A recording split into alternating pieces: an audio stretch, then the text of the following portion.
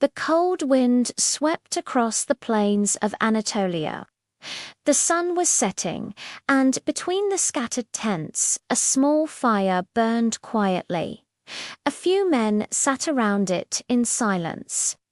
Among them was a young man, calm in his eyes, determination written on his face. His name was Osman. No one knew that this young man would lay the foundation of an empire that would shape history for centuries. Osman was not born into luxury, nor did he command a mighty army. What he possessed was faith, patience, and a vision.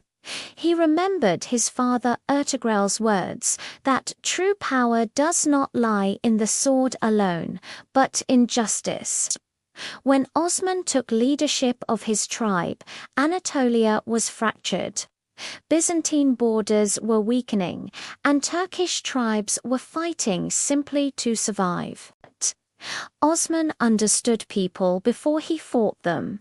When cities were conquered, hearts were won as well. Churches were left untouched, civilians were protected, and oppression was forbidden. This is what set Osman apart from other warlords. People willingly chose to live under his rule. Time moved forward. After Osman came Osman Ghazi, who strengthened the state and gave it structure. A disciplined military system was formed, administration improved, and city after city came under the Ottoman banner. Then came Murad I, who opened the gates of Europe. The Balkans began to fall under Ottoman influence.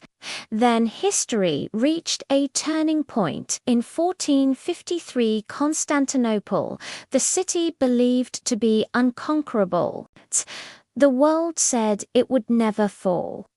But Sultan Mehmed II, the Conqueror, turned the impossible into reality. The thunder of cannons shook the walls, and then came the moment that changed the world, the call to prayer echoing through Hagia Sophia. This was not just the fall of a city, it was the rise of a new era.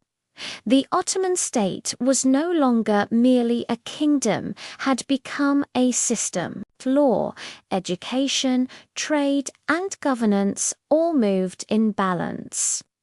Under Suleiman the Magnificent, the empire reached its peak.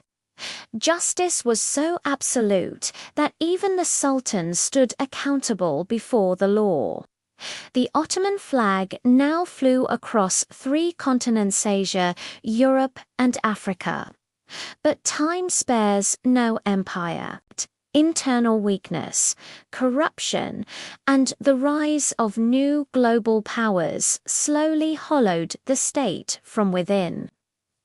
The empire that once symbolized justice and order began to collapse under its own weight.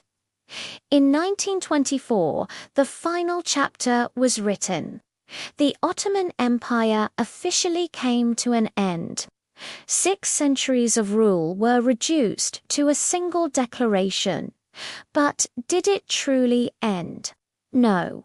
The Ottoman Empire still lives on. In history books, in the stones of ancient cities, in the arches of mosques, and in the principles it left behind: justice, tolerance, and dignity.